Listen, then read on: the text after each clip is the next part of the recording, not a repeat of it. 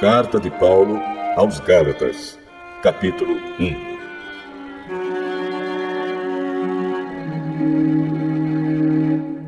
Eu, Paulo, escrevo esta carta. Eu que fui chamado para ser apóstolo, não por pessoas ou por meio de uma pessoa, mas por Jesus Cristo e por Deus, o Pai, que ressuscitou Jesus da morte. Todos os irmãos que estão aqui comigo mandam saudações às igrejas da Galácia. Que a graça e a paz de Deus, o nosso Pai, e do Senhor Jesus Cristo estejam com vocês. Em obediência à vontade do nosso Deus e Pai, Cristo se entregou para ser morto, a fim de tirar os nossos pecados e assim nos livrar deste mundo mau. A Deus seja a glória para todo sempre. Amém. Estou muito admirado com vocês, pois estão abandonando tão depressa aquele que os chamou por meio da graça de Cristo e estão aceitando outro evangelho. Na verdade, não existe outro evangelho. Porém, eu falo assim porque há algumas pessoas que estão perturbando vocês, querendo mudar o evangelho de Cristo. Mas, se alguém, mesmo que sejamos nós ou um anjo do céu, anunciar a vocês um evangelho diferente daquele que temos anunciado, que seja amaldiçoado. Pois já dissemos antes e repetimos: se alguém anunciar um evangelho diferente daquele que vocês aceitaram, que essa pessoa seja amaldiçoada. Por acaso eu procuro a aprovação das pessoas? Não. O que eu quero é a aprovação de Deus. Será que agora eu estou querendo agradar as pessoas? Se estivesse, eu não seria servo de Cristo. Meus irmãos, eu afirmo a vocês que o evangelho que eu anuncio não é uma invenção humana. Eu não o recebi de ninguém, e ninguém o ensinou a mim, mas foi o próprio Jesus Cristo que o revelou para mim. Vocês ouviram falar de como eu costumava agir quando praticava a religião dos judeus. Sabem como eu perseguia sem dó nem piedade a igreja de Deus e fazia tudo para destruí-la. Quando praticava essa religião, eu estava mais adiantado do que a maioria dos meus patrícios da minha idade e seguia com mais zelo do que eles as tradições dos meus antepassados. Porém, Deus, na sua graça, me escolheu antes mesmo de eu nascer e me chamou para servi-lo. E quando ele resolveu revelar para mim o seu filho, a fim de que eu anunciasse aos não-judeus a boa notícia a respeito dele, eu não fui pedir conselhos a ninguém. E também não fui até Jerusalém para falar com aqueles que eram apóstolos antes de mim. Pelo contrário, fui para a região da Arábia e depois voltei para Damasco. 3 anos depois, fui até Jerusalém para pedir informações a Pedro e fiquei 2 semanas com ele. E não falei com nenhum outro apóstolo a não ser com Tiago, irmão do Senhor. O que estou escrevendo a vocês é verdade. Deus sabe que não estou mentindo. Depois fui para as regiões da Síria e da Cilícia. Durante esse tempo, as pessoas das igrejas da Judéia não me conheciam pessoalmente. Elas somente tinham ouvido o que os outros diziam. Aquele que antes nos perseguia está anunciando agora a fé que no passado tentava destruir. E louvavam a Deus por minha causa.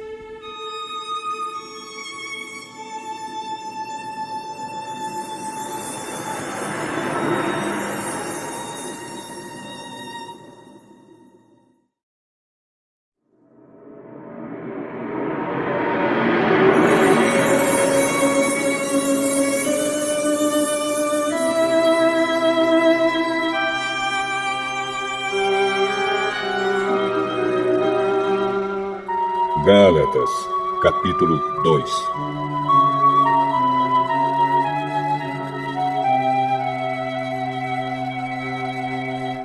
"14 anos depois, eu voltei para Jerusalém com Barnabé e levei Tito comigo. Voltei para lá porque Deus me revelou que eu devia fazer isso. Ali, numa reunião particular com os líderes da igreja, eu expliquei a eles a mensagem do Evangelho que anuncio aos não-judeus. Eu não queria que o trabalho que tinha feito e estava fazendo fosse um trabalho perdido. Tito estava comigo, mas ele não foi obrigado a circuncidar-se, embora ele não seja judeu. Porém, alguns tinham se juntado ao nosso grupo, fazendo de conta que eram irmãos na fé e queriam circuncidá-lo. Eram homens que tinham entrado para o grupo como espiões, a fim de observar a liberdade que temos por estarmos unidos com Cristo Jesus e para nos tornar escravos de novo. Mas em nenhum momento nós cedemos, pois queríamos que vocês tivessem o verdadeiro Evangelho. E aqueles que pareciam ser os líderes da igreja, digo isso porque para mim não importa o que eles eram, pois Deus não julga pela aparência. Aqueles líderes, repito, não me deram nenhuma ideia nova. Pelo contrário, eles viram que Deus me tinha dado a responsabilidade de anunciar o Evangelho aos não-judeus, assim como tinha dado a Pedro a responsabilidade de anunciá-lo aos judeus. Pois pelo poder de Deus fui feito apóstolo para anunciar o Evangelho aos não-judeus, assim como Pedro foi feito apóstolo para anunciar o Evangelho aos judeus. Por isso, Tiago, Pedro e João, que eram considerados os líderes da igreja, reconheceram que Deus me tinha dado essa tarefa especial. E, como sinal de que éramos todos companheiros, eles deram a mim e a Barnabé um aperto de mãos. E todos nós combinamos que eu e Barnabé iríamos trabalhar entre os não-judeus e eles entre os judeus. Eles nos pediram só uma coisa: que lembrássemos dos pobres das igrejas deles. E isso eu sempre tenho procurado fazer. Porém, quando Pedro veio para Antioquia da Síria, eu fiquei contra ele em público, porque ele estava completamente errado. De fato, antes de chegarem ali alguns homens mandados por Tiago, Pedro tomava refeições com os irmãos não-judeus. Mas, depois que aqueles homens chegaram, ele não queria mais tomar refeições com os não-judeus porque tinha medo dos que eram a favor de circuncidar os não-judeus. E também os outros irmãos judeus começaram a agir como hipócritas, do mesmo modo que Pedro. E até Barnabé se deixou levar pela hipocrisia deles. Quando vi que eles não estavam agindo direito, de acordo com a verdade do Evangelho, eu disse a Pedro na presença de todos: você é judeu, mas não está vivendo como judeu, e sim como não-judeu. Então, como é que você quer obrigar os não-judeus a viverem como judeus? O fato é que nós somos judeus de nascimento e não pecadores não-judeus, como eles são chamados. Mas sabemos que todos são aceitos por Deus somente pela fé em Jesus Cristo e não por fazerem o que a lei manda. Assim, nós também temos crido em Cristo Jesus, a fim de sermos aceitos por Deus pela nossa fé em Cristo, e não por fazermos o que a lei manda. Pois ninguém é aceito por Deus por fazer o que a lei manda. Ao procurarmos ser aceitos por Deus por estarmos unidos com Cristo, fica claro que somos pecadores como os não-judeus. Mas será que isso quer dizer que Cristo trabalha em favor do pecado? Claro que não. Se eu, depois de ter destruído a lei, começar a construí-la de novo como meio de ser aceito por Deus, aí sim, fica claro que eu havia quebrado a lei. Pois, quanto à lei, estou morto. Morto pela própria lei, a fim de viver para Deus. Eu fui morto com Cristo na cruz. Assim já não sou eu quem vive, mas Cristo é quem vive em mim. E esta vida que vivo agora, eu a vivo pela fé no Filho de Deus, que me amou e se deu a si mesmo por mim. Eu me recuso a rejeitar a graça de Deus, pois se é por meio da lei que as pessoas são aceitas por Deus, então a morte de Cristo não adiantou nada.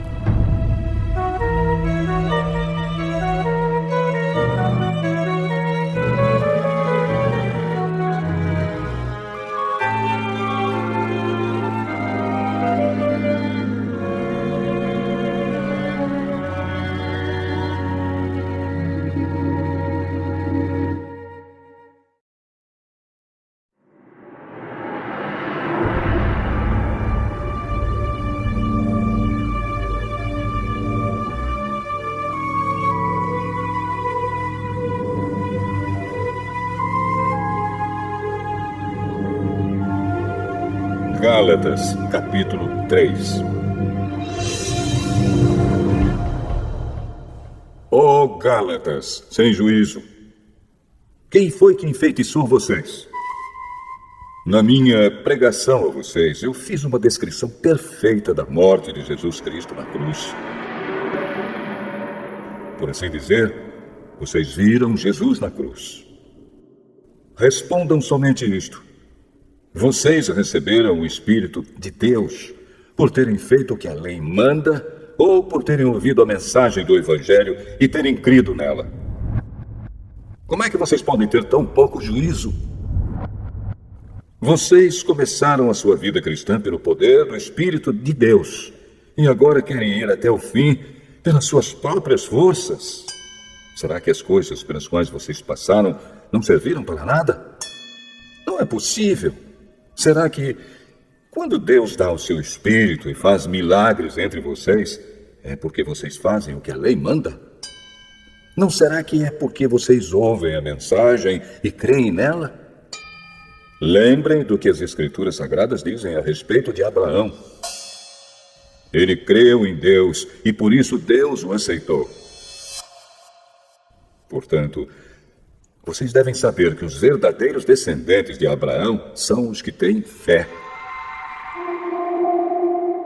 Antes que isso acontecesse, as Escrituras viram que Deus ia aceitar os não-judeus por meio da fé. Por isso, antes de chegar o tempo, elas anunciaram a boa notícia a Abraão, dizendo: por meio de você, Deus abençoará todos os povos. Abraão creu e foi abençoado. Portanto, todos os que creem são abençoados como ele foi. Os que confiam na sua obediência à lei estão debaixo da maldição de Deus. Pois as Escrituras Sagradas dizem: quem não obedece sempre a tudo o que está escrito no livro da lei está debaixo da maldição de Deus. É claro que ninguém é aceito por Deus por meio da lei, pois as Escrituras dizem: viverá aquele que, por meio da fé, é aceito por Deus. Mas a lei não tem nada a ver com a fé. Pelo contrário, como dizem as Escrituras, viverá aquele que fizer o que a lei manda. Porém, Cristo, tornando-se maldição por nós, nos livrou da maldição imposta pela lei. Como dizem as Escrituras: maldito todo aquele que for pendurado numa cruz.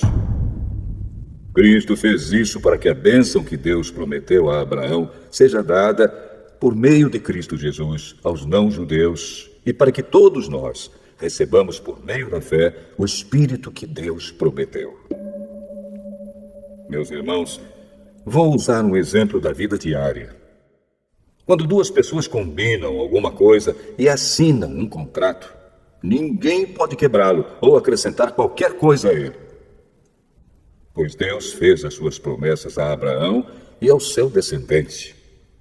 Quando as Escrituras dizem que Deus fez as suas promessas a Abraão e à sua descendência, elas não querem dizer que se trata de muitas pessoas, mas de uma só, isto é, Cristo. O que eu quero dizer é o seguinte: Deus fez uma aliança com Abraão e prometeu cumpri-la. A lei que foi dada 430 anos depois não pode quebrar aquela aliança, nem anular a promessa de Deus. Porque se aquilo que Deus dá depende da lei, então o que ele dá já não depende da sua promessa. Mas o que Deus deu a Abraão, ele deu porque havia prometido. Então, por que é que foi dada a lei? Ela foi dada para mostrar as coisas que são contra a vontade de Deus. A lei devia durar até que viesse o descendente de Abraão, pois a promessa foi feita a esse descendente. A lei foi entregue por anjos e um homem serviu de intermediário. Porém, não é preciso haver intermediário quando se está falando de uma só pessoa. E Deus é um só. Será que isso quer dizer que a lei é contra as promessas de Deus? É claro que não. Porque se tivesse sido dada uma lei que pudesse dar vida às pessoas, então elas seriam aceitas por Deus por obedecerem a ela. Porém, as Escrituras Sagradas afirmam que o mundo inteiro está dominado pelo pecado.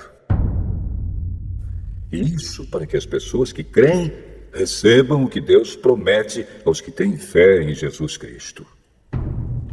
Mas, antes que chegasse o tempo da fé, nós éramos prisioneiros da lei, até que fosse revelada a fé que devia vir. Assim, a lei ficou tomando conta de nós até que Cristo viesse, para podermos ser aceitos por Deus por meio da fé. Agora que chegou o tempo da fé, não precisamos mais da lei para tomar conta de nós, pois, por meio da fé em Cristo Jesus, todos vocês são filhos de Deus. Porque vocês foram batizados para ficarem unidos com Cristo, e assim se revestiram com as qualidades do próprio Cristo. Desse modo, não existe diferença entre judeus e não-judeus, entre escravos e pessoas livres, entre homens e mulheres. Todos vocês são um só, por estarem unidos com Cristo Jesus. E, já que vocês pertencem a Cristo, então são descendentes de Abraão e receberão aquilo que Deus prometeu.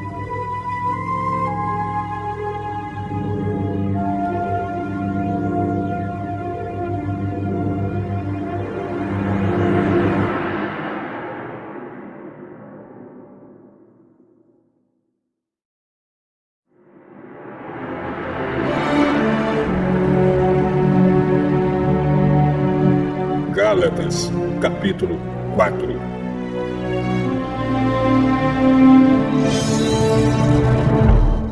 Digo mais isto. Enquanto é menor de idade, o filho que vai herdar a propriedade do pai é tratado como escravo, mesmo sendo de fato o dono de tudo. Enquanto é menor, há pessoas que tomam conta dele e cuidam dos seus negócios até o tempo marcado pelo pai. Assim também nós, antes de ficarmos adultos espiritualmente, fomos escravos nos poderes espirituais que dominam o mundo. Mas, quando chegou o tempo certo, Deus enviou o seu próprio Filho, que veio como filho de mãe humana e viveu debaixo da lei para libertar os que estavam debaixo da lei, a fim de que nós pudéssemos nos tornar filhos de Deus. E para mostrar que vocês são seus filhos, Deus enviou o Espírito do seu Filho ao nosso coração. O Espírito que exclama: Pai, meu Pai. Assim vocês não são mais escravos. Vocês são filhos. E já que são filhos, Deus lhes dará tudo o que Ele tem para dar aos seus filhos. No passado, vocês não conheciam a Deus e por isso eram escravos de deuses que, de fato, não são deuses. Mas, agora que vocês conhecem a Deus, ou melhor, agora que Deus os conhece, como é que vocês querem voltar para aqueles poderes espirituais fracos e sem valor? Por que querem se tornar escravos deles outra vez? Por que dão tanta importância a certos dias, meses, estações e anos? Estou muito preocupado com vocês. Será que todo o trabalho que tive com vocês não valeu nada? Meus irmãos, peço que sejam como eu. Afinal, eu sou como vocês e vocês não me ofenderam em nada. Lembram por que foi que lhes anunciei pela primeira vez o Evangelho? Foi porque eu estava doente. Mas vocês não me desprezaram, nem me rejeitaram, embora o meu estado de saúde fosse uma dura prova para vocês. Pelo contrário, vocês me receberam como se eu fosse um anjo de Deus, ou mesmo como se eu fosse Cristo Jesus. E como vocês estavam felizes, eu posso afirmar que, se pudessem, vocês teriam arrancado seus próprios olhos para me dar. O que foi que aconteceu? Será que agora, por ter dito a verdade, eu me tornei inimigo de vocês? Esses homens mostram grande interesse por vocês, mas a intenção deles não é boa. O que eles querem é separar vocês de mim para que vocês sintam por eles o mesmo interesse que eles sentem por vocês. É bom vocês terem um interesse sincero sempre, e não somente quando estou com vocês. Meus queridos filhos, eu estou sofrendo por vocês como uma mulher que tem dores de parto. E continuarei sofrendo até que Cristo esteja vivendo em vocês. Como eu gostaria de estar aí agora para poder falar com vocês de modo diferente. Estou muito preocupado com vocês. Vocês querem estar debaixo da lei? Me digam uma coisa. Vocês não estão ouvindo o que a lei diz? Ela diz que Abraão teve 2 filhos. Um de uma escrava, Agar, e outro de uma mulher livre, Sara. O filho da escrava foi gerado como todas as crianças são geradas. Mas o filho da mulher livre foi gerado por causa da promessa de Deus. Isto serve como um símbolo. As 2 mulheres representam as 2 alianças. Uma aliança é a do Monte Sinai e está representada por Agar. Os que são dessa aliança nascem escravos. Pois Agar representa o Monte Sinai na Arábia e Agar é o símbolo da Jerusalém atual, que é escrava com todo o seu povo. Mas a Jerusalém celestial é livre e ela é a nossa mãe. Pois as Escrituras Sagradas dizem: você, mulher que nunca teve filhos, fique alegre. Você que nunca sentiu dores de parto, grite de alegria. Pois a mulher abandonada terá mais filhos do que a que mora com o marido. Meus irmãos, vocês são como Isaac. São filhos de Deus por causa da promessa divina. Naquela época, o filho que havia sido gerado, como todas as crianças são geradas, perseguiu o que havia sido gerado por causa do Espírito de Deus. E a mesma coisa está acontecendo agora. Mas o que é que as Escrituras Sagradas dizem? Elas dizem: mande embora a escrava e o filho dela, pois o filho da escrava não herdará a propriedade do pai, junto com o filho da mulher livre. Portanto, meus irmãos, nós não somos filhos de uma escrava, mas de uma mulher livre.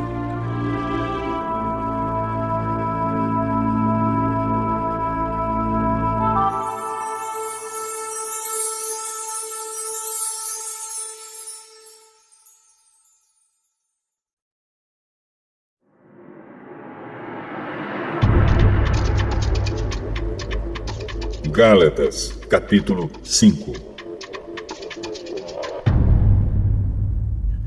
Cristo nos libertou para que nós sejamos realmente livres. Por isso, continuem firmes como pessoas livres e não se tornem escravos novamente. Prestem atenção. Eu, Paulo, afirmo que se vocês deixarem que os circuncidem, então Cristo não tem nenhum valor para vocês. Repito isto mais uma vez para qualquer homem que deixar que o circuncidem. Esse homem é obrigado a obedecer a toda a lei. Vocês que querem que Deus os aceite porque obedecem à lei, estão separados de Cristo e não têm a graça de Deus. Mas nós temos a esperança de que Deus nos aceitará. E é isso que esperamos pelo poder do Espírito de Deus, que age por meio da nossa fé. Pois, quando estamos unidos com Cristo Jesus, não faz diferença nenhuma estar ou não estar circuncidado.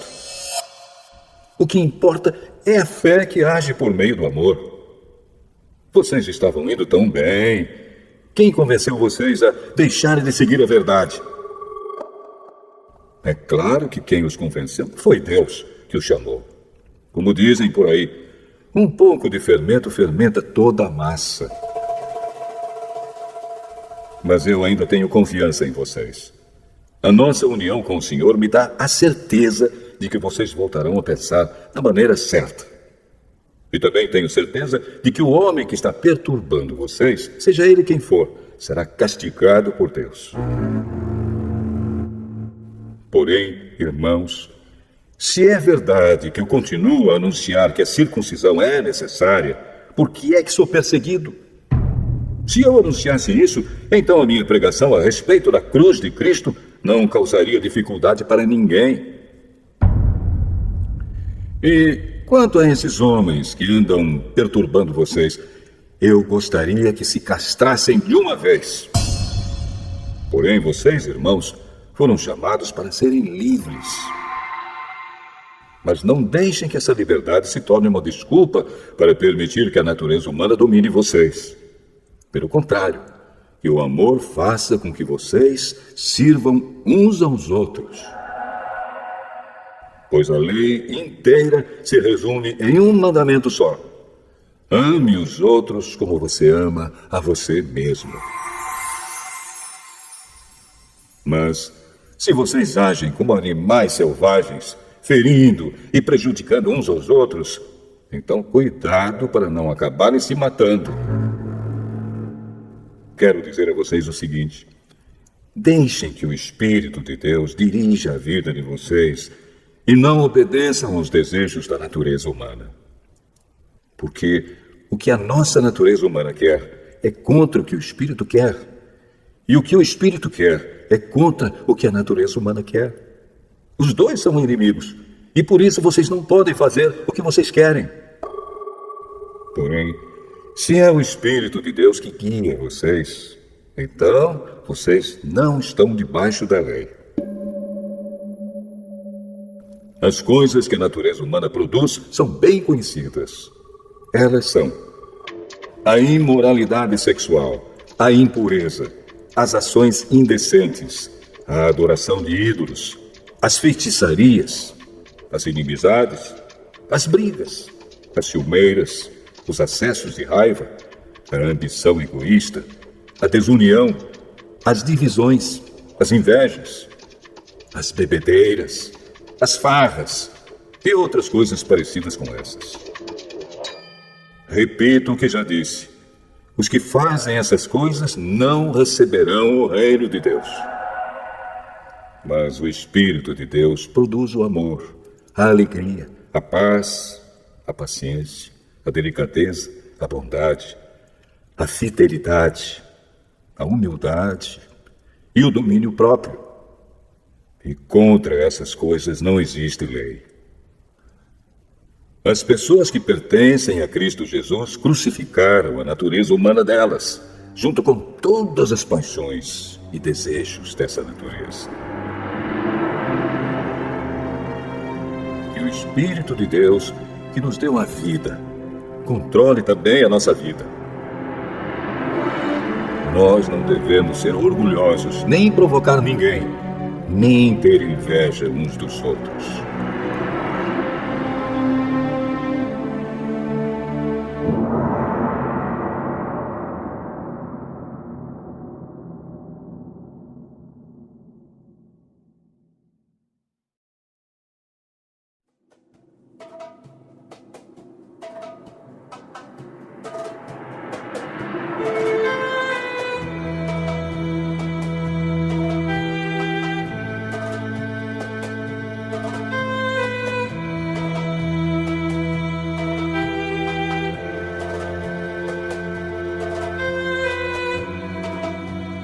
Gálatas, capítulo 6.